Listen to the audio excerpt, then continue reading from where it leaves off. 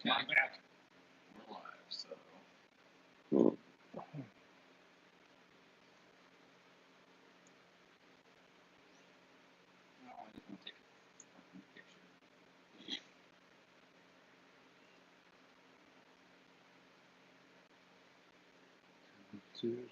I know, right?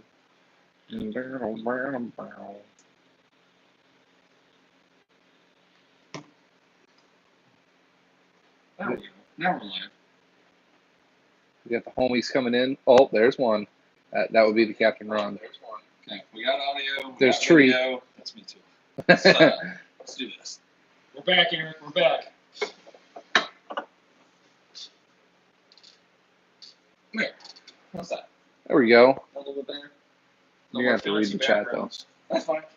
We had to break out the Apple hardware to get the chat and the stream to work, but you know, Look at me. it happens. What's going on, baby? Both of you. What's up, baby? Recap: since we had restarted the stream, we had got the chance to go to the Detroit Auto Show or the Chicago Auto Show this last weekend and see some of the latest and greatest things that they had to offer there. I did a video showcasing the newest tailgates that came out because some of the especially the domestic auto manufacturers, have really trumped on the fact of trying to get out cooler tailgates and tailgates with more function. I guess they made it a staple point for that one. Stuff blows my mind, and I think that's going to be a trending thing. A lot of more truck. I think Toyota's probably going to come up with another one. Yeah. I think that's going to be big for a while here, and see who's going to outperform who on that, and what's going to catch on. How big is your tailgate? How many recalls is it going to take? Yeah. How many times does your tailgate fold? Yeah, exactly. That's going to be the thing to watch, to see who's got the most recalls for their fancy tailgates. The biggest thing that I was trying to point out on my video was, you know, with those tailgates, how do they feel? How durable do they feel?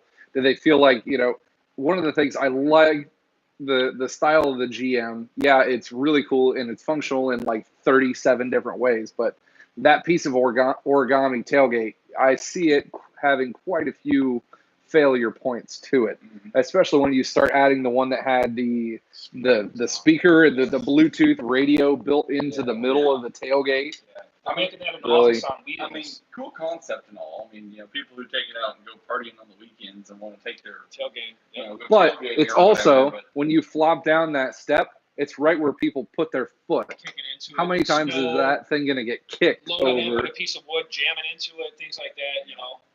Mm-hmm. or how sealed is that? Like, hey, if you're driving down the road and you know salt and sand. And Yeah. Well, if it's rain anything and like that. Harley Davidson speakers, I mean, they make those outdoor speakers that can handle water, they can handle, you know, being cold and the elements and all that stuff. But I don't know about the rugged of it, because it's not like on the Harley Davidson speaker you're loading it up with plywood and drywall inside of it. So Mm-hmm. you know, That's going to be That the type of inside abuse. facing portion of your tailgate all the time. I actually missed that one. I saw the one without the speakers, and then I saw it in your video, the one with The the one speakers. right next to I it. saw you could see the Yeah, holes. right next to it. Well, they have the cutouts for it. I seen that one because that's one we were Mhm. playing on. But I think I didn't see the one next to it. I like how they had the outlets there too. Having 110 outlets in the back of their bed, that was really cool because I've ran into quite a few situations where, you know, I don't have a work center surface to work on in my garage, but the tailgate of my truck is like perfect, absolutely perfect. Yeah. You know, that height, and you've got that full length of the bed to be able to work with, be able to plug your saw in right We could there. probably run an extension cord through your body of your truck. Yeah, and I wonder how many amps those power inverters could handle too. Because I know on some of the earlier ones they really couldn't handle much. I don't know if you could run a Right. big ass saw on it, but you know, I'm sure you could obviously charge a laptop, maybe one of those portable grills, those plug-in style Right. griddles or whatever. Some And lights. George Yeah. Foreman. Yeah, like a George Foreman back there, whatever, you know, or the one we have upstairs. You know, that'd be kind of cool for tailgating and all that stuff. Run some George Foreman out the back. Yeah. That'd be kind of nifty. That was cool. The new Jeep, the Gladiator, the truck version, I think that one's going to sell like hotcakes when it comes out. Everybody loves their Jeeps. And the bed is pretty long on that. I feel like it's going to be 50-50. Why is that? Dude, Jeep culture is like yeah, no, that's insane. I know there's Jeep culture. but And then on top of that, it's the just- nostalgia going back to the Jeep, is it the Comanche? What was Comanche, the pickup yeah. truck? Was that the I think Comanche? it was. I want to say, but the bed wasn't that big on those. No, yeah, it really wasn't. This one actually had. I mean, they had two bikes on that. Yeah. Two dirt bikes on that. Now, granted, it take the tailgate down Yeah, to fit them in. But, and then the aftermarket stuff for that, the tailgate accessories. Who's to say that Jeep's not going to come out with a fancy tailgate that folds on that thing now? Mm-hmm. You know, LED lighting back there, whatever it is. You know, all the accessories. I mean, they were putting out a shitload of accessories, not just for the Jeeps, but for the Rams too. I saw like an option that's going to be coming out for a factory bead lock on a Ram for that Ram Rebel accessories. Mm-hmm. Seeing a factory bead lock, that would be pretty cool to see too. On top of that, you know, they've got, everybody's heard the new TRX Ram coming out as well to kind of match up. They didn't have it there at the show, but for having that to match up with the Raptor. I do like the Raptors though. I dig them. They're fancy trucks. They were giving me shit about it yesterday, but I think they're still pretty slick. And it's a short story too. I was actually going to buy a Ram. I almost bought a Ram, but I bought the Epic Toolbox instead. A Ram or a Raptor? Or I mean Raptor. That's what I meant to say. Yeah. You would have bought the Ram. Well, the Ram's another one on the list I'd love to have. But yeah, that was cool. Join us.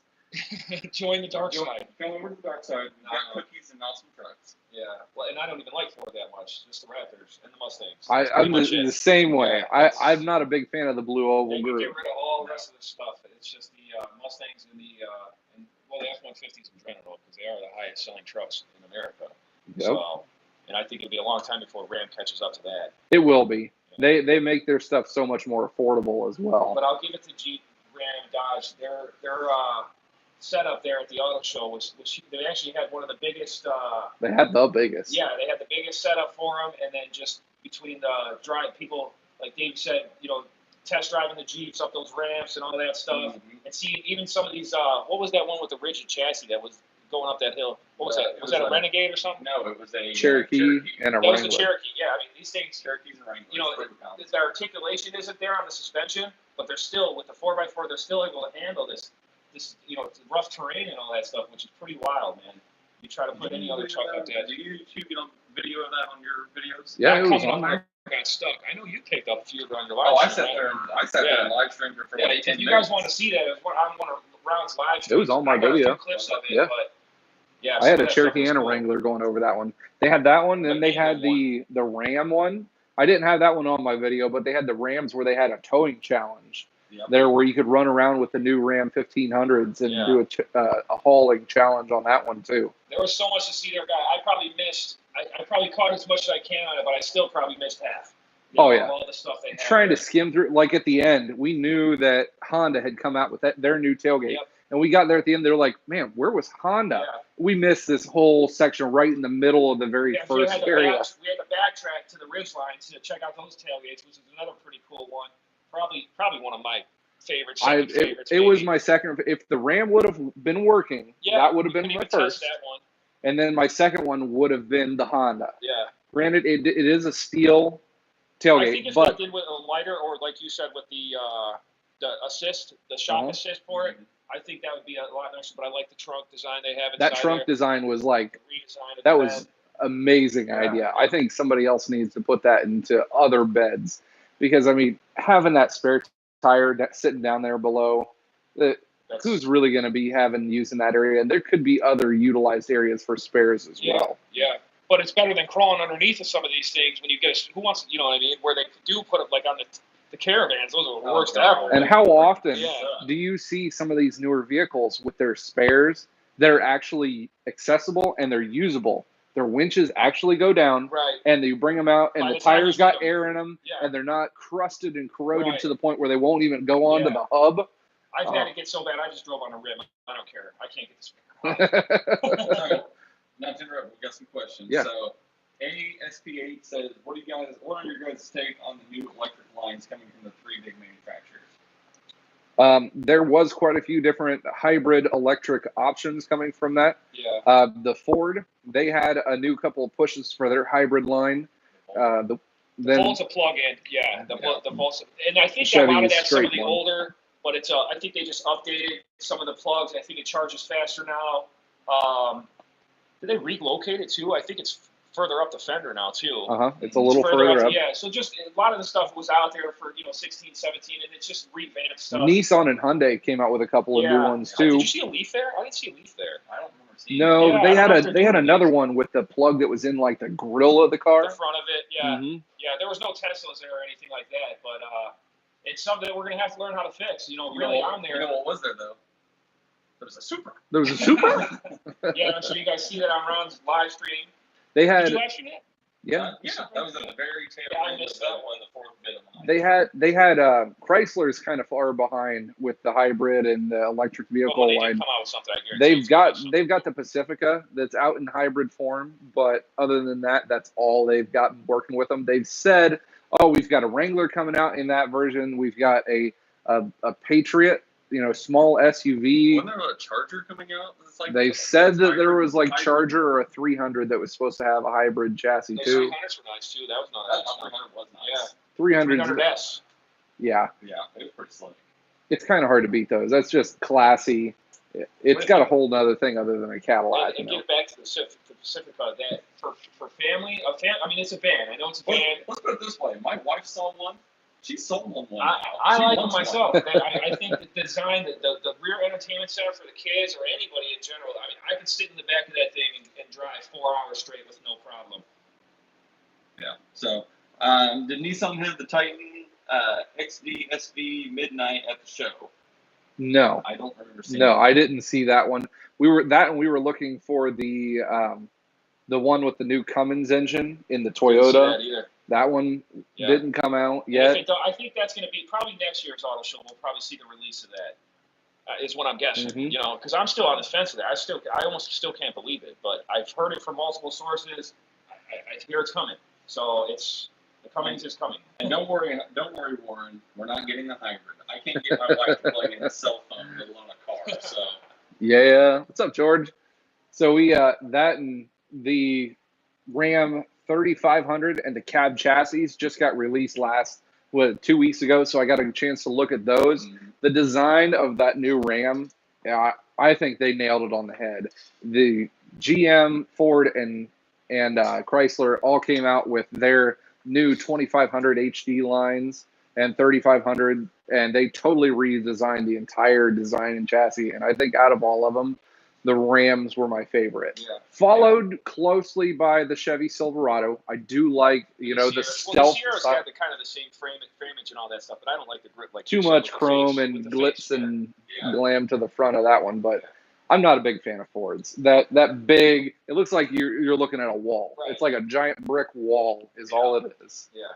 Yeah. So and that one wasn't really a huge amount of updating to their styling. Nothing over and beyond what they've already had before, I would say. But that was cool. And then they came out with the upgraded Cummins engine that now has 1,000 foot-pounds of torque factory. They had 3 engine options. They've got one with the standard 850, and then they have a high output 1,000 Oh, that's foot-pound. the one that the Diesel brothers did, right? Yeah, Is well, that the one with the camper on it? Was that one with the Cummins in it? yes, the yeah, that was 1,000 foot that was the 20. Yeah. They had a 2500. Yeah, Was that the 25? It was I a- thought that had the Cummins with the 1,000 horsepower in it, right? yeah, they have that one in the 2500 HDs. Or no, it was a 3500 single rear wheel that they had, but it had the 1,000 foot-pounds of torque Cummins in it. It was bed lined from line X2. That was really cool to see. And then they've got those 2 options, and then they have, of course, a detuned like 800 foot-pounds option for the cab chassis, just for longevity of use, because those things are just going to be hauled and beaten on all the time. They don't need to have that extra load on there. It's not a huge deal for those. But that was cool seeing the 5500s, the newer versions of those. That was really cool to see. Someone asked, did Ford have the new 7.3 gas? I was going to ask you if you cutaway saw that. display? Nope, Yeah. it was not there.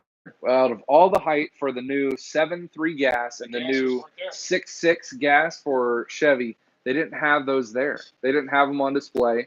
And then if they were in that truck, so they had a couple of HD gas trucks there, but they were all locked up because they had other accessories on it. The Chevy one that I got on. Not to mention, if it wasn't locked up and you popped the hood, people would yell at you. Yeah, we got yelled at a little bit on that. We tried to push some of their buttons. We were like, oh, yep, this one's open. Open the hood. And you figure you go to there, you can't not touch a car. I mean, I go there to touch them and sit in them and smell them, and trying to start them and all that stuff. And these guys, you know, expect you to walk past the car and not, you know, $100,000 car without touching it. I mean, that's almost next to impossible. Yeah, or the guy with the Wrangler. Yeah, they had a couple older Jeeps. I want to say they weren't even that new. Heavily outfitted, but they were outfitted. Yeah, and they just try to show you some of the package that you can expect if you have this, what you can do to them. And yeah, I walked past and happened to touch one of his infrared cameras, and he freaked out on us. But yeah, it's just something. Why bring your car to, you know, a show with millions of people that are going to be coming through? They say 1 billion actually, and not expect to get your car to be touched. Oh, so, when we first got there in the day, it was pretty manageable. It wasn't bad. It wasn't. Next weekend, guys, it goes on until next week. I want to say through next weekend. It's going to be bad next weekend. I guarantee it. Oh, yeah. We went at the right time. We really did. Yeah. One of the first. About the time we left was when it was getting kind of insane. Yeah, it starts to get because it runs to what 8 or 9 or something at night. So yeah, we left about 6 or 7 o'clock. So you say something about better than all those kids climbing all over them. Yeah, I saw people leaning, all over, just laying on like. I physically saw probably at least like sitting on hoods. Yeah, they're in the back shaking them around. Yeah, just climbing around like they're freaking jungle jams, laying on the trunk of the vehicles like just no care in the world, and people like. Yeah, that was kind of unnerving to see. It was. I was like, really? Like, I thought the funnier thing was like when we went over. I went over to the Chevy. They had a 2500 HD that was upfitted with a big snow plow and everything. There's kids climbing all over the top of this, you know, this big sharp snow plow. I'm like, well, that one's going to be exciting. Glad I got my camera ready. Eric wants to know how your head's feeling after the tailgate issue. The tailgate issue. It was all right. If it would have been a Ford. No, were you standing there for that? If it would have been a Ford. I saw it on his live stream. No, yeah. I was there. I saw it. He's there. We're doing it for science, guys. It's all for science. For you guys. We'll sacrifice his head. Yep. No, that was pretty cool to see. We were like, yeah, what happens? You know, you're something stuck in there. It's just gonna pinch it right in. Yeah. Like, oh, I don't know. Let's try. And the demo stuff was pretty cool. How they had, you know, like a tailgate cut in half, and then you could just hit buttons on it because these tailgates are hooked to key fob buttons now. You can open and close them. I wonder if they're gonna do the foot thing, where you kick your foot out and the tailgate will drop down, like how these hatches open on some of the edges and all that stuff. What is it? The Pacificas have that, where you can kick your foot. They do, but they've also seen a lot of issues on the ones that have snow, ice, and everything shoved up under the vehicles. It's not going to pick up anything. And that's what I mean about. What's up, JC? Maybe that's why they didn't let us do the Dodge tailgate, because there might be some issues still in that. You know, and we might have found them, you know, so that's probably why they had it locked up and all that stuff. But the design, I think, is there. I think it's cool. My personal favorite, I think, still would be the Honda. You know, but getting back to I like their design. Yeah. My personal favorite was the fact that they had my car there. Yeah. The purple Charger. Yeah. The purple Charger. Yeah. See, out of the tailgates, I like the design, and I think the longevity of the Honda is going to be there. But the one downside to that one is if you have something hooked up to it, you know, you're hauling something behind it, small boat or whatnot, how you going to get that tailgate swinging open? Use that part of it. Because that tailgate's 4 foot long, and you know it's got to have this huge swing radius. Where the Ram, if you're swinging that one open on the 60 side, I think you're still going to clear whatever is sitting there behind it. And even if you can't open the 60 side, you could crack that one, then open the 40 side, and there might be enough room on that side to get in there. Mm-hmm. You know. Yeah, that's what I liked about the design on that one, and the fact that they were still the aluminum tailgates, and they advertised that tailgate is able to hold up to 2,000 pounds on the Ram now. That's a pretty insane amount to be able to put on a freaking tailgate. Wants to know if they had the new Mini Cooper there. Mini didn't have a display. Mini did. Yeah, like I said, there was a few I didn't see. Like I said, I would expect to see Tesla there. You know, they didn't. Mini wasn't there. Even some of the Kias weren't all there. I mean, you would know more up than that, but I know the Rio was there, the Nero, obviously the new SUV. Yeah, they had the Sportage or whatever that one is. New SUV. I think they were missing a few, unless they were not making them this. I think they did drop some of the Kias. Yeah, but they do have the Stinger was there. Those things were cool. They had the new Stingers there. They had the new Kia Rio hatchbacks there, which those were actually pretty nice. Like I wouldn't mind trading up for another Rio. I personally think a lot of the Kias are nice, especially with the LED lighting and all that stuff. I've had my Kia for 75,000 miles right now, and knock on wood, I have not had a single major malfunction with it. There's a lot of people. My truck hasn't had a single major malfunction. Not till they drive up here. until you come to his house. Major You lost the malfunction. headlight last time Rustbelt came down here. Lost the hood latch. Or A hood turn cable. signal of my own doing. No, you have your Trying to sensor, blame it on me. the sensor that went out. Yeah, A but mass we just cleaned airflow that. sensor. We cleaned it I and think put it it was back in. Because it was 6 feet of snow out there and freaking 10 degrees. Yeah, exactly. I mean, we had more problems with the caravan coming up here. I think that Chicago is got some kind of a little bit of a voodoo curse on us on Ohioans. Every time we come up here. Pat White says, "New Supra."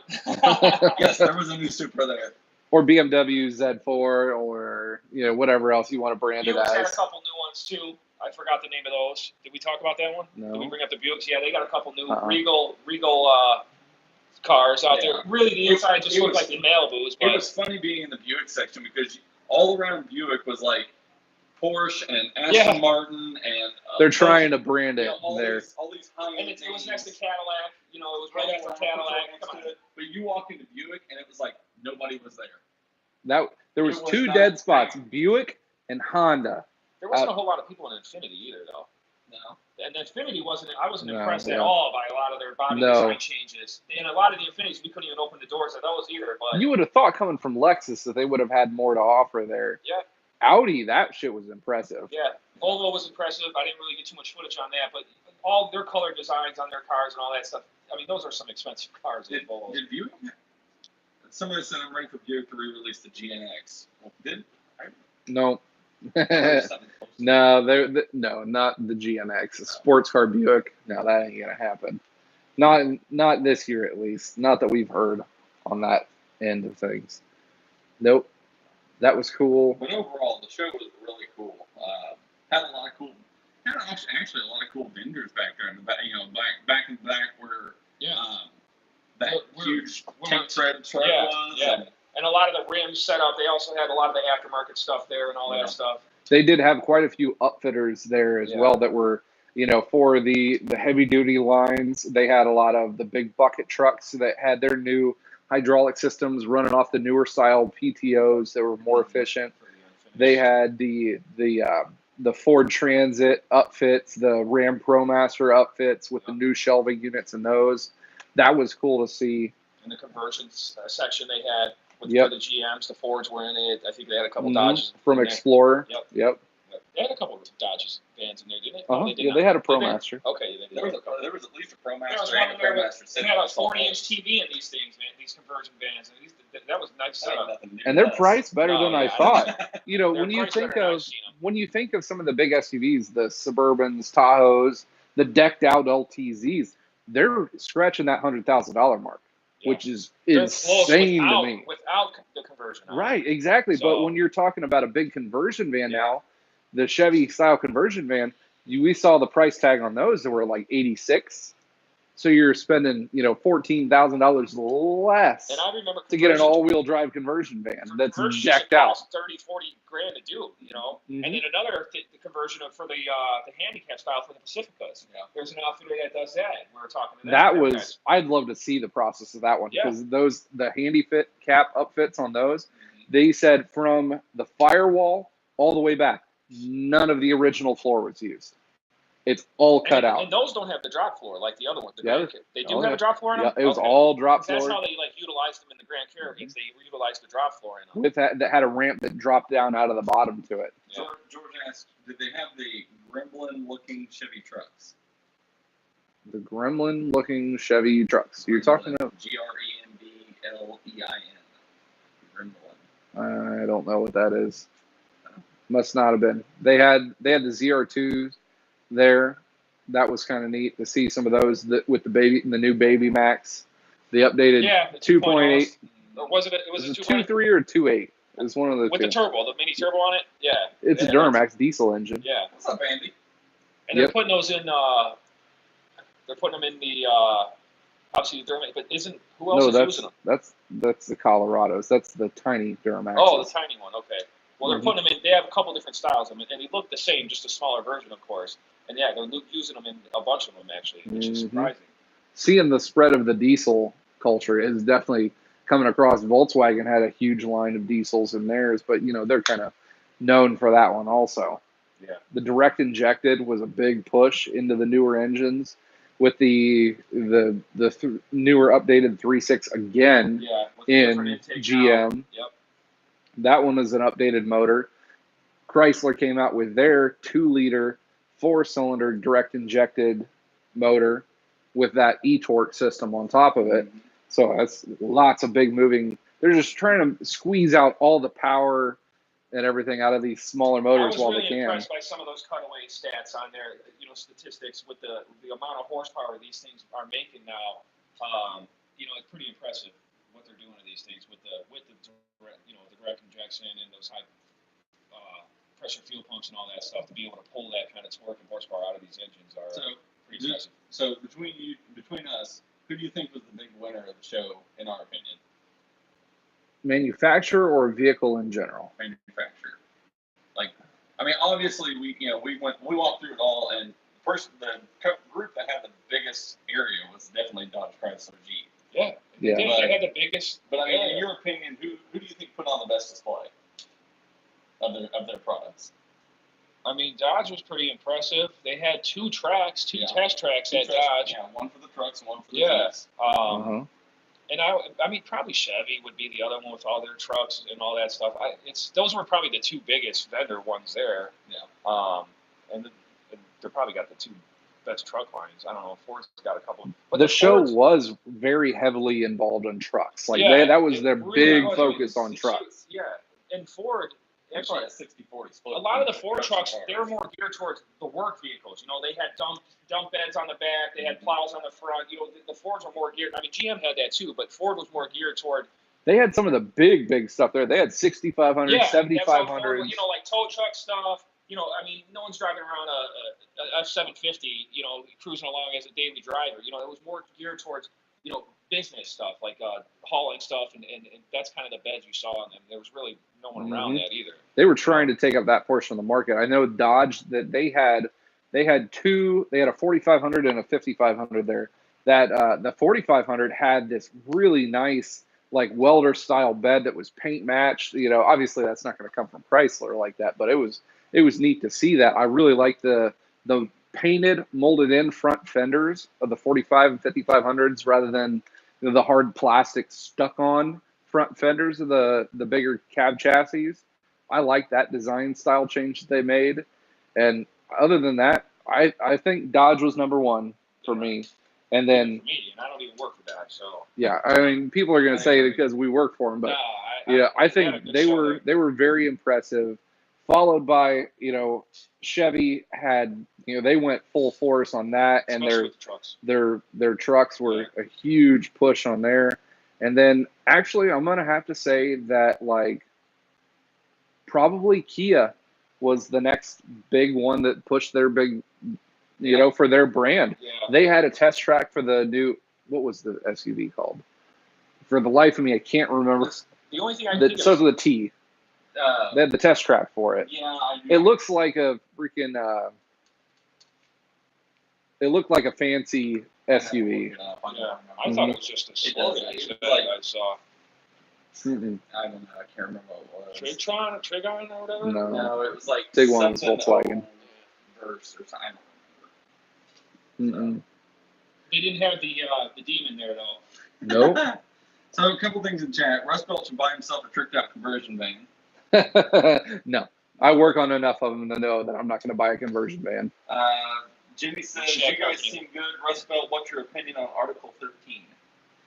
Article 13? I have no idea what Article 13 is. And your camera lags sometimes. And camera lags sometimes. But, we're on a cell phone right now. We're doing the best we can. In a basement. Whoever wears AirPods is a virgin. I agree.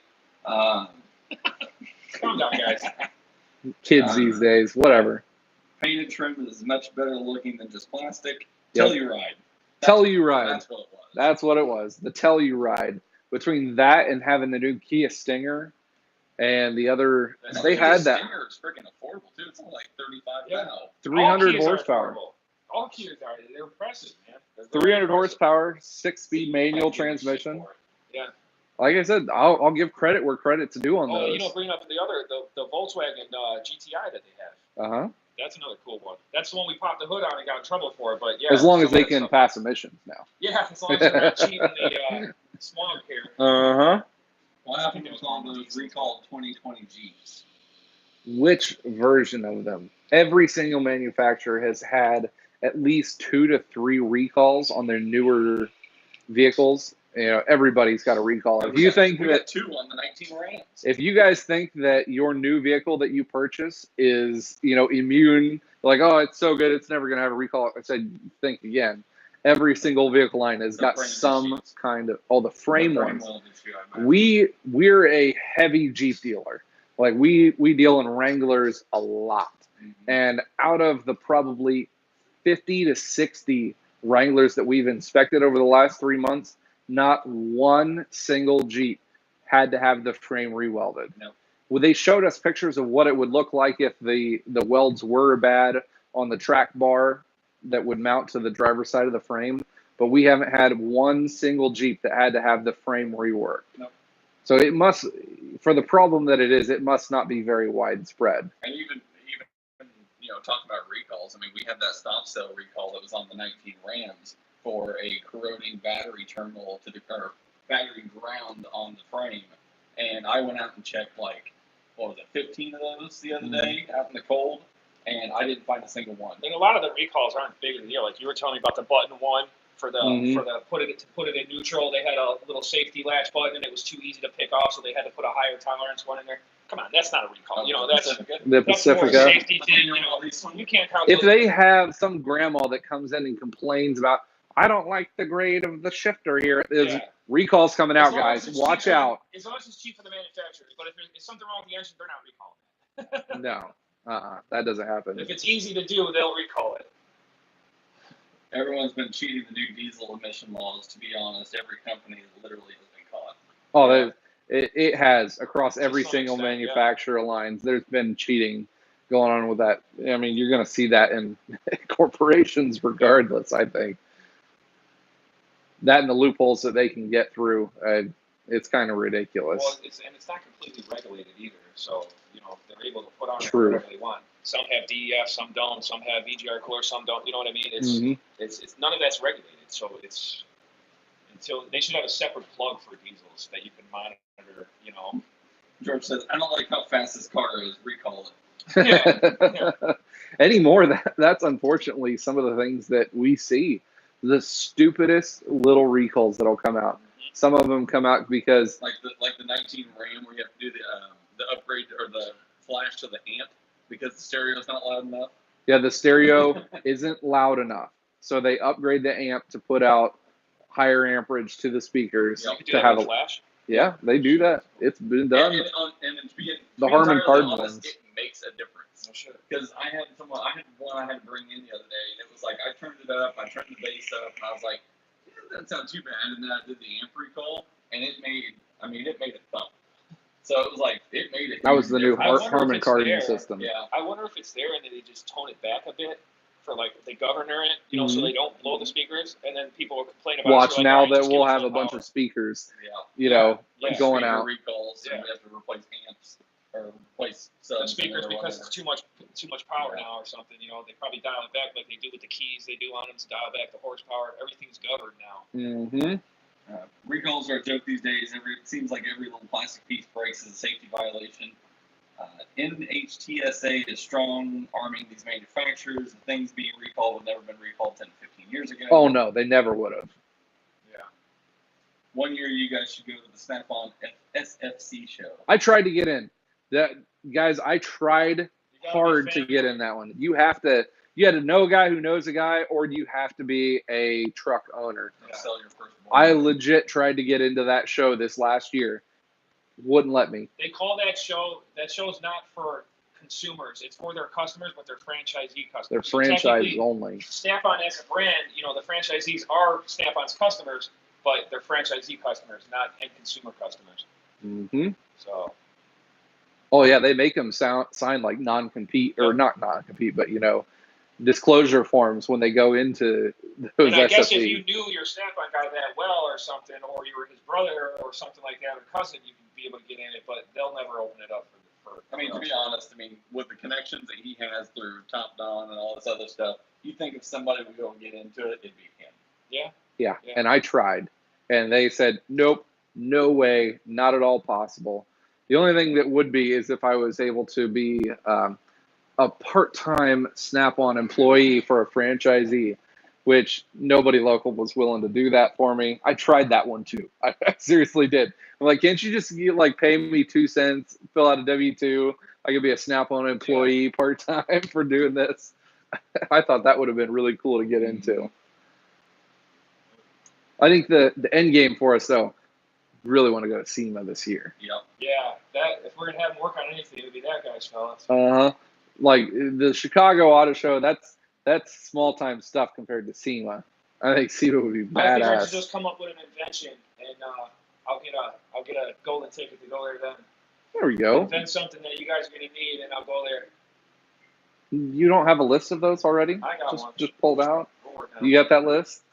The hidden JRC list. That's the next one, guys. All three go to SEMA. Yeah, that's what I think would be Don't freaking be awesome. surprised. Yep, we're gonna try. That's seriously gonna be the try for this year. Yeah. Going to Vegas. Make a SEMA truck. Yeah, that's another way to get in there. Yeah. No, have you seen some of the guys' builds for those SEMA trucks? Yeah. They not only are they ungodly and gaudy, but they are also absolutely outrageously expensive. I can only imagine what's And that's not even, just for the person who owns the truck. You either have to pay tens, 20s, hundreds of thousands of dollars to upfit your vehicles to do this. But not only that, you as an owner, you don't get a hold on to your vehicle. You don't see that truck for like a year. And then after it's out, if you guys seen a couple other guys' channels like D-Max Rhino, he can't insure it. For what that car and that truck's worth, no insurance company will. They spend that much on those trucks, and a lot of that stuff's sponsored too. So they're even getting stuff for free on these builds and still going over 100, 200. You know what I mean? Some of the list kits on these Rams are out. I priced some of this shit. Oh my God, it costs us some of this stuff, man. Warren says, I think between all of you and your tool collections, they should let you guys in. Should. SEMA is a bucket list for every car person. Mm-hmm. Make a junkyard build and try to get it in there. We're gonna, regardless of whether it goes to SEMA or not, that's happening this year. D-Max Rhino spent so much just for a small SEMA truck. Oh yeah, and it wasn't a big time SEMA truck. He spent somewhere in the realm of $40,000 of his own money, and then he had sponsors on top of that sponsored this kit, and then he also had to pay for the finish on it, the fit and finish. He had to take his decals on and off 3 or 4 times for what his vendors wanted or needed. Just the headache and the hassle of thinking about doing that. No. Yeah. And then getting it across country to get to Vegas. Yeah, it costs money too. Shipping it. And then after the fact, you've got this big, badass SEMA truck. I don't even have a garage big enough to put the damn thing in. And once no one wants to buy it, you raffle it off for charity. You take a loss. Ooh, that's a little bit more than a loss. That's a little more of a raping. Take a write-off. Take a pounding for the team. Yeah. There you go. Yeah. So we're coming to the end of the live stream, guys. It's been something really awesome that we just wanted to be able to share that with you, answer some of your questions for it. Again, make sure you guys go and check out our Toolheads crate. That went live 2 weeks ago now. Yeah, been running for 2 weeks now. Our ship date for the first crate is going to be March 15th. The cutoff date on ordering for the first crate is going to be March 9th. Yep. So if you order anytime after March 9th, you're going to be in the service for the following crate, number 2. Now, you want to make sure that you get signed up for the first one, because the first one is going to be just that little bit extra special for you guys. You guys are going to get some OG stuff in that box. So you get, notified you're in that original gangster Toolheads class. Stuff that we'll probably never run again, like the shirts. That's going to be a collectible. We'll probably have a couple extra things in there for the first timers and all that stuff. And then of course the golden wrench. Put in that link too. Yeah. And prices are up on the website. 1 month is $35.99. 2 or 3 months is $99.99. 6 months is $167.99. $167.99, and then for a full year, it's I forget that one. I forget the full year. The 4 year almost brings it down to $30. Yeah, I mean, yeah, you go. When you for a think full month by year, month, you're going to pay for it up front. But if you think about it over the course of a year, it's actually going to drop the price down and make your payments a lot cheaper. you're going to save like $5 per crate if you sign up out that far. So you've got all of this awesome stuff coming in the crates. That's going to be fresh stuff every month. We're not going to be playing the games that these other crate companies are playing where, you know, in March you're going to get one thing and then in June you're going to get, you know, half the same stuff. You're like, wait, I just saw this stuff. We're keeping No, it here for you guys. we're not doing stuff that. we're going to want, we're going to use. These vendors we're talking to, we actually talked to a few vendors at the auto show too, for maybe stuff we can put inside there. But I mean, this is going to be thought after stuff. I'm sure you guys, you'll see it. It'll be out there. Wait till March 15th. You'll see it out there. And don't forget about that golden ticket that's the golden wrench ticket that's going to be. We might even let you guys know what we're going to do the first month. So keep a lookout on our channels. You might see it on one of ours. But let you know. One lucky box gets a golden wrench ticket with a tool voucher worth over $100. Yeah. So it's going to be a pretty nice, awesome thing. I mean, why would you take that a step further and throughout the months for you guys that are, you know, running these subscriptions, and we see you guys getting a box every month. We might gear that towards something you may need. So you guys find that wrench in the box and you got something on your list, give us a contact. We might cater to that. Exactly. We're, like as we said, we're doing this for you guys, for the tool community. So we're taking input for you guys all the time. If you guys want to send us some ideas, you can either pick the email out from all three of us, or you can go and email us at toolheadscrate@gmail.com with a Z, toolheads with a Z. He put it down in there. 1 year's $367.99. That's what it is. Yep. Yep. So make sure you guys, if you haven't, go and check that one out. Also, if you haven't subscribed to JRC54's channel, go hit that thumbs up and make sure you subscribe to that one, as well as Mr. Captain Ron over here. Yep. Go and subscribe to his channel as well. He's doing some really cool stuff with some new starting technician videos coming out. JRC is coming out with some really great line of testing out as seen on TV tools. Yeah, finish up that Equinox build. Mm-hmm. Waiting on that. Oh boy, Ron might be doing another tool giveaway. What? Stay tuned. Sometime soon. Yeah. Guys, stay tuned for that. Everybody loves giveaways. I still got to get the one that's announced. I'm in Slack. I got busy this week. Cool. All right, guys. Well, I appreciate you guys tuning in. Thanks again. You guys stay awesome.